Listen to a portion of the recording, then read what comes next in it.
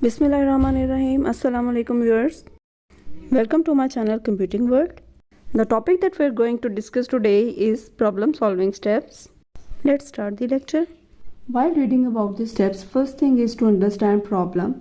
So we can define a problem as a challenge or difficulty that need to be resolved or removed. It means कि problem एक ऐसा challenge या ऐसी कोई difficulty होती है जिसको हमने रिमूव करना है या फिर जिसको रिजॉल्व करने के लिए हमने कोई ना कोई ऐसे सॉल्यूशन बनाने हैं या स्टेप बाय स्टेप प्रोसीजर को फॉलो करते हुए उसको हमने सॉल्व करना है. So 5 steps to solve a problem are: define a problem, understand the problem, planning the solution, defining the candidate solution, selecting the best solution. While solving the problem, you should keep in mind कि इनका जो sequence है should remain the same. क्योंकि अगर हम इसका sequence maintain नहीं करेंगे तो हमारा जो प्रॉब्लम है वो प्रॉपरली सॉल्व नहीं हो सकेगा. First of all we will discuss define a problem. First step towards solving a problem is defining a problem. Here first of all we will discuss types of problems. हमारे पास दो type के problems होते हैं, well defined problems and not well defined problems. well defined problems जो होते हैं इनमें steps, all the steps are clear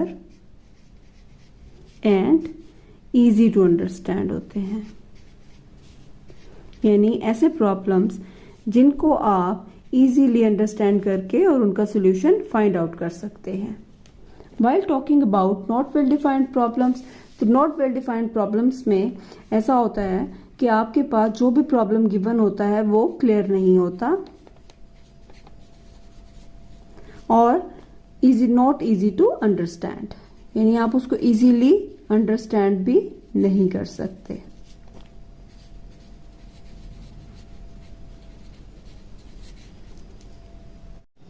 जैसे प्रॉब्लम्स जो प्रॉपरली डिफाइन नहीं किए गए होते, जिनमें आपको ये क्लियर नहीं होता कि किन स्टेप्स को फॉलो करते हुए आप सॉल्यूशन तक जा सकते हैं, तो ऐसी प्रॉब्लम को सॉल्व करने के लिए कुछ स्ट्रेटजीज बनाई गई हैं जिनको यूज करते हुए हम इजीली किसी भी अनडिफाइंड प्रॉब्लम को अच्छे तरीके से डिफाइन कर लेते हैं. तो जैसा कि हमने देखा कि हमारे पास 2 टाइप के प्रॉब्लम होते हैं, well defined and not well defined. तो वेल डिफाइंड प्रॉब्लम वो होता है जिसको आप इजीली अंडरस्टैंड कर सकते हैं, जो क्लियर होते हैं कि आपने किन स्टेप्स को फॉलो करते हुए आपने सॉल्यूशन तक पहुंचना है. लेकिन नॉट वेल डिफाइंड प्रॉब्लम्स में ये होता है कि आप उसको इजीली नहीं अंडरस्टैंड कर सकते. उसको समझने के लिए, उसको डिफाइन करने के लिए आप क्या करते हैं, कुछ एक्स्ट्रा एफर्ट करनी पड़ती है और वो एक्स्ट्रा एफर्ट करने के लिए हमें कुछ स्ट्रेटेजीज प्रोवाइड की जाती हैं. उन स्ट्रेटेजीज में से कोई भी एक स्ट्रेटेजी को यूज करते हुए हम किसी भी प्रॉब्लम को अच्छे तरीके से डिफाइन कर सकते हैं. Now we are going to discuss the strategies. First strategy is to gain background knowledge. इसको समझने के लिए हम एक एग्जांपल लेते हैं. Let's suppose we want to purchase a mobile phone.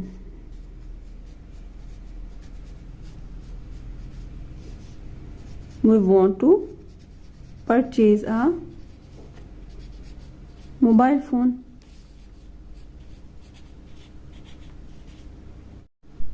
So there are different companies who are selling mobile phones. लेकिन हम हमेशा वही मोबाइल फ़ोन खरीदेंगे जो हमारी रिक्वायरमेंट्स के अकॉर्डिंग हो. हम उसमें डिफरेंट चीज़ें देखते हैं, हम उसमें देखते हैं कि उसके फीचर्स क्या होने चाहिए, या फिर हम चेक करते हैं कि उसकी प्राइस क्या हो, उसका कैमरा कितने मेगापिक्सल है एंड सो ऑन. तो इस सिचुएशन में आपने जब एक मोबाइल परचेज करना है, it is actually a problem. और अब हम इसको स्टेप बाय स्टेप प्रोसीजर से सॉल्यूशन की तरफ लेके जाएंगे.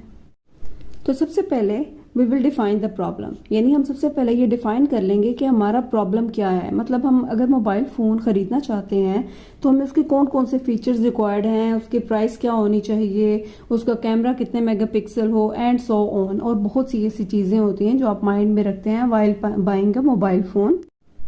तो ये एक कॉम्प्लेक्स प्रॉब्लम है क्योंकि इसमें हमने डिफरेंट चीज़ों को देखना है और उनको डिफरेंट कंपनीज को चेक करना है. तो ऐसी सिचुएशन में when we want to buy a mobile phone, ये हमारा गोल तो क्लियर है कि हम एक मोबाइल फ़ोन ख़रीदना चाहते हैं, लेकिन इसके अंदर हमारे पास डिफरेंट कंपनीज हैं जो कि हमें डिफरेंट मोबाइल फ़ोन्स प्रोवाइड कर रही हैं with different price packages. Now we can use different strategies to define the problem. Like हमारा प्रॉब्लम ये है कि we want to purchase a mobile phone. तो इसको डिफाइन करने के लिए हम क्या करेंगे, फर्स्ट स्ट्रेटेजी अप्लाई करते हैं और चेक करते हैं।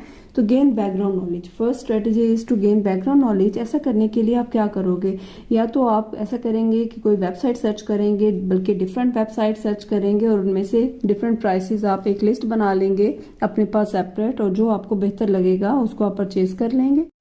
अब हम अपने इसी प्रॉब्लम पे डिफरेंट स्ट्रेटेजीज अप्लाई करते हैं और अपने इस प्रॉब्लम को अच्छे से डिफाइन करते हैं। यानी जब हम मोबाइल फोन खरीदना चाह रहे हैं तो हम उसके बारे में कुछ background knowledge, background information collect कर लेंगे। ऐसा करने के लिए आप या तो वेबसाइट सर्च कर सकते हैं, या फिर आप ऐसा कर सकते हैं कि अगर आपके किसी और फ्रेंड ने पहले से ये मोबाइल फोन यूज किया है तो उससे कोई फीडबैक ले सकते हैं। तो इस तरह से आपके पास कुछ बैकग्राउंड नॉलेज उस प्रोडक्ट के बारे में आ जाएगा कि वो अगर आप खरीद लेते हैं तो वो चलने में किस तरह से है, आप उसको इजीली यूज कर सकते हैं, उसकी बैटरी टाइमिंग क्या है, ये तमाम चीजें आप बैकग्राउंड नॉलेज में इजीली कहीं से भी कलेक्ट कर सकते हैं। और next strategy that we can use to define the problem वो है यूज गेसेस।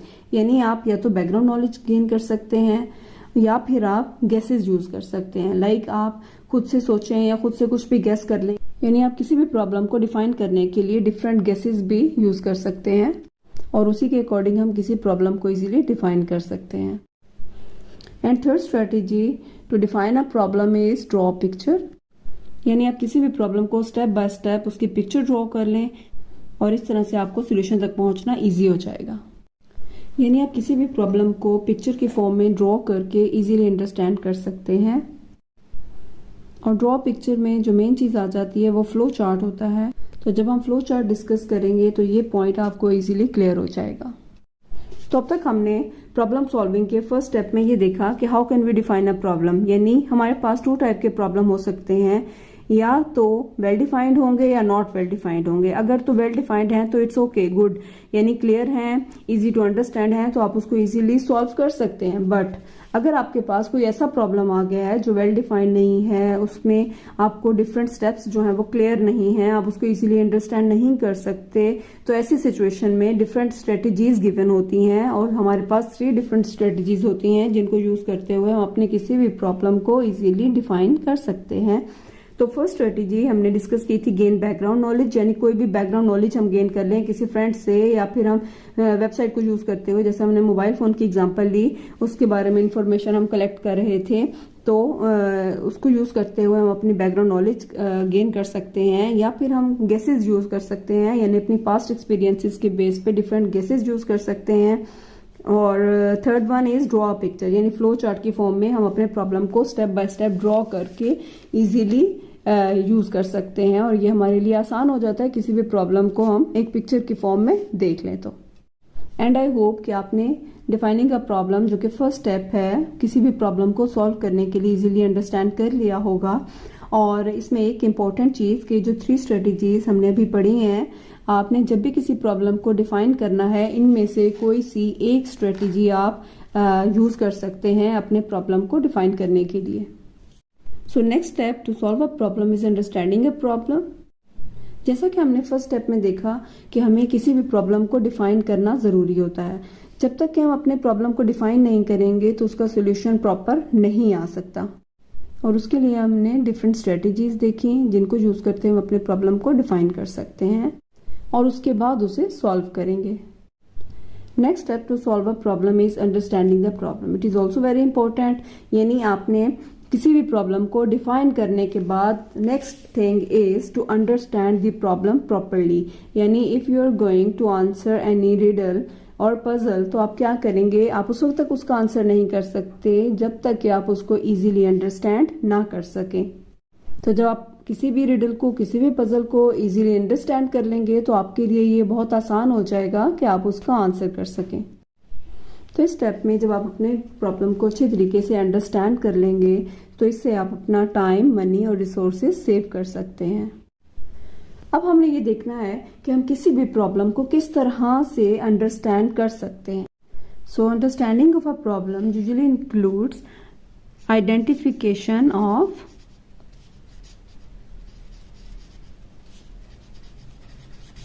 Five W's। यानी इन 5 W's को देखते हुए हम अपने प्रॉब्लम को इजीली अंडरस्टैंड कर सकते हैं। इट मीन्स जब भी आप किसी भी प्रॉब्लम को समझने के लिए what, who, when, where, why को आंसर कर लेंगे, then it will be easily understandable by you. Suppose your class teacher assigned you a task to prepare a list of students in your school whose names start with letter A. तो इस example में teacher ने एक task assign किया है students को कि वो एक ऐसी लिस्ट क्रिएट करें उन तमाम स्टूडेंट्स की जिनके नेम्स लेटर ए से स्टार्ट होते हैं, और ये काम विद इन अ वीक होना चाहिए. और ये क्यों बना रही है लिस्ट? ताकि वो एक डायरेक्टरी मेंटेन कर सकें तमाम स्टूडेंट्स की. तो इस सिचुएशन को अंडरस्टैंड करने के लिए हम 5 W's यूज करेंगे और उनको फिगर आउट करते हैं. While keeping the situation in mind, हम ये आंसर करेंगे कि what means हमने क्या बनाना है, यानी we want to create a list of students, so we will mention list of students. Who will make the list? Students will make the list. When? Within a week, यानी जो time given है वो एक week का है कि एक week में ये तमाम लिस्ट जो है वो बनानी है. And where? In the school. And why? To maintain the directory.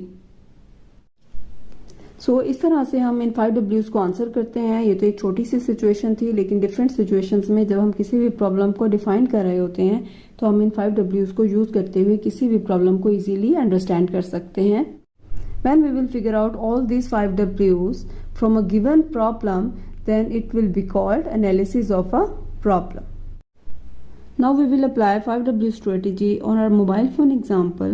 So first question is what do you want to buy? We want to buy a mobile phone. Who? Me. When? Within a week. From where you want to buy the mobile? So you can write the name of shop or market as well. Why do you want to buy a mobile? It's your own choice. यानी आप क्यों mobile खरीदना चाहते हैं? या तो आपका पुराना मोबाइल जो है वो आउट ऑफ ऑर्डर है, या फिर आप अपना मोबाइल जो है वो कुछ उसके फीचर्स अपडेटेड चाहते हैं, इसलिए आपने एक न्यू मोबाइल परचेज करना है. तो इस तरह से आप किसी भी प्रॉब्लम को इजीली अंडरस्टैंड कर सकते हैं इन 5 W's को यूज करते हुए. After analysing the problem, next step is to plan the solution of a problem.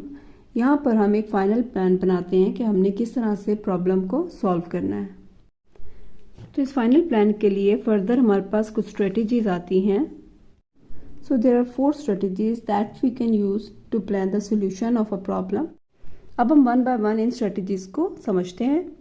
First one is divide and कंकर.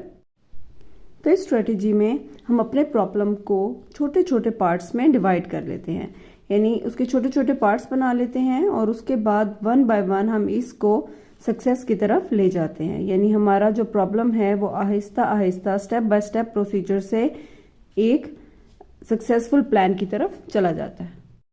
Next one is guess, check and improve. In this strategy designer जो है वो कोई भी solution बनाता है अपनी guesses के बेस पे, यानी डिज़ाइनर जो भी सोल्यूशन बना रहा होगा वो अपने गेसेस की बेस पर डिज़ाइन करेगा और उसको डिज़ाइन करने के बाद उसकी करेक्टनेस को चेक करेगा. यानी चेक करेगा कि क्या हमने जो सोल्यूशन बनाया है वो हमारी एक्सपेक्टेशन के अकॉर्डिंग है या नहीं. तो चेक करने के बाद 2 पॉसिबिलिटीज़ हो सकती हैं. या तो हमारा जो सोल्यूशन है जो हमने गेस करके बनाया होता है, या तो वो अकॉर्डिंग टू आवर एक्सपेक्टेशंस होगा, यस और नो. तो अगर हमारा सोल्यूशन जो है वो बिल्कुल करेक्ट है और हमारी एक्सपेक्टेशन के अकॉर्डिंग है तो इट्स गुड. और अगर हमारा सोल्यूशन हमारी एक्सपेक्टेशन के अकॉर्डिंग नहीं है तो ऐसी सिचुएशन में हम उसको इम्प्रूवमेंट की तरफ लेके जाएंगे. इट मीन्स कि उसको कुछ इम्प्रूवमेंट की ज़रूरत है. तो इस सिचुएशन में डिज़ाइनर उसके अंदर कुछ इम्प्रूवमेंट करेगा, उसमें कुछ रिफाइनमेंट्स की ज़रूरत होगी. वो करने के बाद दोबारा से उसकी करेक्टनेस चेक होगी. अगर तो वो सही काम कर रहा है, यानी अकॉर्डिंग टू आवर एक्सपेक्टेशन है, तो ठीक है, good, it will stop over here, यानी हमारा प्लान तैयार हो गया. बट अगर ये ऐसा नहीं कर रहा, मतलब हमारी एक्सपेक्टेशन के अकॉर्डिंग काम नहीं कर रहा, तो उसको दोबारा से इम्प्रूव किया जाएगा और डिज़ाइनर जो है वो दोबारा से इस पूरे प्रोसीजर को रिफाइन करेगा. और इसी तरह से ये सोल्यूशन दोबारा से चेक होगा अनटिल के हमारा जो प्रॉपर प्लान है वो करेक्ट नहीं हो जाता. ये एक आइटरेटिव प्रोसेस होगा जो कि चलता रहेगा जब तक कि हमारा रिक्वायर्ड सोल्यूशन नहीं मिल जाता. थर्ड वन है एक्ट इट आउट. और इस तरह से डिज़ाइनर को वो तमाम टास्क क्लियर हो जाएंगे जो कि उसने परफॉर्म करने हैं और वो इजीली सोल्यूशन जो है वो प्लान कर लेगा. फोर्थ स्ट्रेटजी है प्रोटोटाइप और ड्रॉ. इस स्ट्रेटजी में डिज़ाइनर किसी भी सॉल्यूशन को प्लान करने के लिए उसकी पिक्टोरियल रिप्रेजेंटेशन बना लेगा। इन अदर वर्ड्स हम ये भी कह सकते हैं कि एक डमी मॉडल बना लेगा। ये एक फाइनल सॉल्यूशन तो नहीं होगा, लेकिन ये जस्ट एक मॉडल होगा जिसको यूज़ करते हुए डिज़ाइनर बआसानी ये पता चला सकता है कि उसके जो सॉल्यूशन है उसमें कौन कौन से कंपोनेंट्स रिक्वायर्ड हैं। तो अब तक हमने 4 स्ट्रेटजीज पढ़ी, जिनमें फर्स्ट वन है डिवाइड एंड कंकर। इसमें डिज़ाइनर कॉम्प्लेक्स प्रॉब्लम्स को स्मॉलर प्रॉब्लम्स में कन्वर्ट कर लेता है और वन बाय वन उन तमाम प्रॉब्लम्स को सॉल्व करके सॉल्यूशन को प्लान की तरफ ले जाता है। And next one is guess, check and improve. और इस स्ट्रेटजी में डिज़ाइनर किसी भी सॉल्यूशन को प्लान करने के लिए सबसे पहले अपने गेस की बेस पर एक सॉल्यूशन बनाता है, देन उसको चेक करता है कि क्या ये उसकी एक्सपेक्टेशन के अकॉर्डिंग काम कर रहा है, यानी उसका डिज़ायर्ड आउटपुट देगा या नहीं। और उसके बाद अगर तो वो सही काम कर रहा है तो गुड, अदरवाइज वो उसके अंदर कुछ चेंजेस लेकर आएगा और उसको चेंज करने के लिए उसमें कुछ इंप्रूवमेंट लेकर आएगा, उसको रिफाइन करेगा और उसके बाद दोबारा से उसको चेक करेगा। और ये एक आइटरेटिव प्रोसेस होता है और ये रिफाइनमेंट उस वक्त तक जारी रहती है जब तक कि डिज़ायर्ड आउटपुट ना मिल जाए। थर्ड वन है एक्ट इट आउट। इसमें डिज़ाइनर तमाम टास्क जो भी किसी सॉल्यूशन को प्लान करने के लिए ज़रूरी होते हैं उनकी एक लिस्ट बना लेता है और उसके बाद उस लिस्ट में मौजूद तमाम टास्क को वन बाय वन परफॉर्म करता है ताकि किसी भी सॉल्यूशन को प्रॉपर प्लान कर सके। Fourth one is prototype. इस स्ट्रेटजी को यूज़ करते हुए डिज़ाइनर एक डमी मॉडल बनाता है और इस तरह से उसे अपने सॉल्यूशन में यूज़ होने वाले तमाम कंपोनेंट्स के बारे में पता चल जाता है कि इस सॉल्यूशन में कौन कौन से कंपोनेंट्स रिक्वायर्ड होंगे। अब हमने ये देखना है कि ये तमाम स्ट्रेटजीज़ में से कौन सी बेस्ट होगी, तो हम अपने सिचुएशन के अकॉर्डिंग इन तमाम स्ट्रेटजीज़ में से कोई भी एक स्ट्रेटजी सिलेक्ट कर लेंगे। So selection of strategy depends upon the nature of problem. So ये तो थी planning of a solution. Now we will move toward the next step. Fourth step to solve the problem is candidate solution. यानी किसी भी problem को solve करने के लिए हमारे पास मोर देन वन मेथड हो सकते हैं जिनका हमें पता होगा कि एग्जैक्ट रिजल्ट देंगे, तो इनको हम कैंडिडेट सॉल्यूशन कहते हैं। इसको आप एक एग्जांपल से एक्सप्लेन कर सकते हैं। लेट्स सपोज आप मैथ्स का कोई क्वेश्चन कर रहे हैं and there are different methods that can be used to solve the question. So in this situation ये तमाम मेथड्स जो आपके पास हैं किसी भी क्वेश्चन को सॉल्व करने के लिए वो तमाम कैंडिडेट सॉल्यूशंस हैं, क्योंकि वो तमाम मेथड हमारी किसी पर्टिकुलर प्रॉब्लम को सॉल्व करने के लिए यूज़ होंगे। तो इस स्टेप में हम अपने तमाम पॉसिबल सॉल्यूशंस को नोट डाउन कर लेते हैं या उनकी एक कैंडिडेट सॉल्यूशंस बना लेते हैं जो कि यूज़ किए जा सकते हैं किसी भी प्रॉब्लम को सॉल्व करने के लिए। Now next step, step number 5, that is used to solve the problem is selecting the best solution.